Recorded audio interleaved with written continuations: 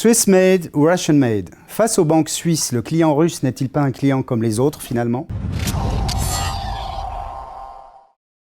Gaëtan Vanet, bonjour. Bonjour Alain. Vous êtes journaliste en résidence au GCSP. Est-ce que le russe est un client comme les autres finalement? Bon, la question se pose pour trois raisons. D'abord parce qu'on considère que le système politique russe est corrompu, que le système judiciaire aussi est extrêmement corrompu. Et puis il y a tout l'historique de la transition de la Russie d'un passage à un système d'économie de marché. Et ces trois éléments mis ensemble font qu'il y a une certaine méfiance aujourd'hui encore à l'encontre du client russe. D'où cette question. Eh bien, je pense que nous aurons plus de détails. Je vais vous laisser accueillir vos invités qui vont nous rejoindre à l'instant. Eh bien, nous sommes rejoints par Geneviève Berkla et Yuri Obozny.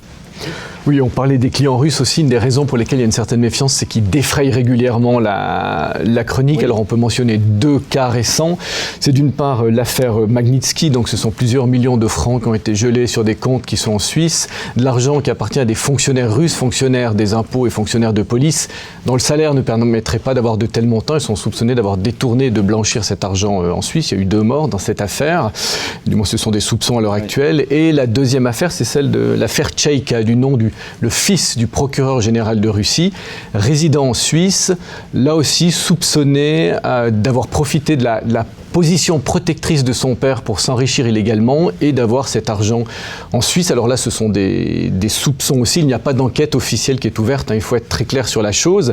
Mais par exemple, donc Geneviève Berkla, vous êtes spécialiste en compliance bancaire. Quelqu'un comme le fils du procureur général de Russie, sans du tout venir sur les détails de l'accusation, c'est quelqu'un qui doit subir ou non un contrôle spécial de la part d'une banque pour être accueilli comme client? Comme tout client, on va établir son profil et un des éléments de risque qui va ressortir, c'est le fait que c'est un proche d'un haut fonctionnaire d'un gouvernement étranger. C'est ce qu'on appelle un PEP, qui sont des profils très spécifiques pour les banques. Ce sont les personnes exposées politiquement qui présentent évidemment des risques plus importants.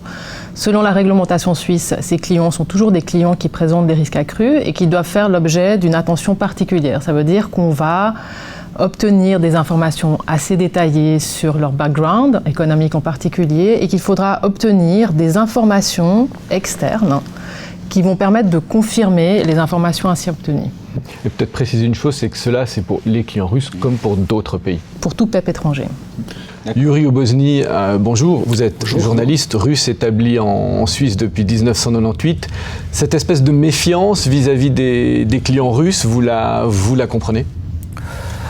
Je la comprends, puisque j'ai un souvenir particulier. Quand je suis arrivé justement à Genève en 1998, je devais ouvrir un compte.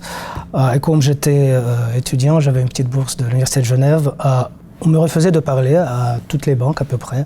Et j'ai dû présenter tout simplement un certificat comme quoi l'université avait besoin d'un compte, que j'ai un compte en Suisse pour me verser cette bourse. Comme ça, j'ai pu ouvrir mon compte que j'utilise depuis 20 ans.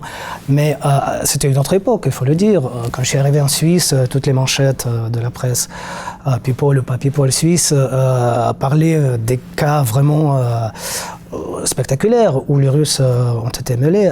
Après, les journalistes ont compris qu'il faut un peu trier les cas par cas, que pas chaque personne qui parle russe vient de la Russie. C'est beaucoup plus complexe. Il faut peut-être rappeler aujourd'hui qu'effectivement, il y a un cadre réglementaire très strict, la façon selon laquelle les banques peuvent accueillir des clients, quelle que soit d'ailleurs leur nationalité. Alors il y a plusieurs niveaux de diligence. Tout d'abord, il faudra identifier la contrepartie, le co-contractant, celui qui va signer le contrat d'entrée en relation avec la banque. Donc là, ça sera donc vraiment la personne. Et ensuite, on va regarder qui, effectivement, maîtrise les fonds. C'est ce qu'on appelle l'ayant droit économique. C'est particulièrement pertinent pour les structures telles que les sociétés ou les trusts. Et ensuite, on va s'intéresser à ce qu'on appelle la diligence matérielle, c'est-à-dire d'obtenir plus d'informations sur le background du client et l'origine des fonds, afin de s'assurer que l'origine des fonds ne soit pas criminelle. Mais y a-t-il une sorte de classement finalement que les banques possèdent? Est-ce qu'elles se l'échangent entre elles ou comment ça se passe en réalité? Toute banque doit mettre en place un système de classification des risques par rapport à ses clients. C'est une obligation réglementaire. Donc les banques vont ensuite prendre un des critères classiques, c'est le pays de résidence du pays, le pays de résidence du client. Et là, les banques sont très libres de classifier selon leur approche risque. Ça peut être une notion de connaissance du pays. Le degré de corruption de l'État concerné est évidemment important et on peut avoir d'autres considérations. Et aujourd'hui, dans ces classements, alors qui varient d'une banque à l'autre, mais en moyenne, où se situe la Russie par rapport à d'autres pays? Je dirais dans une vaste bande médiane. Certaines banques qui connaissent très bien ce pays-là vont peut-être déclassifier la Russie comme pays à risque. D'autres vont la garder parce que ça ne fait pas partie de leur pays de cible habituel. Donc cette déclassification veut dire que quelque part par rapport aux années 90, ça a énormément évolué. Vous parliez tout à l'heure que les modèles économiques étaient assez stabilisés quand même au sein de la Russie.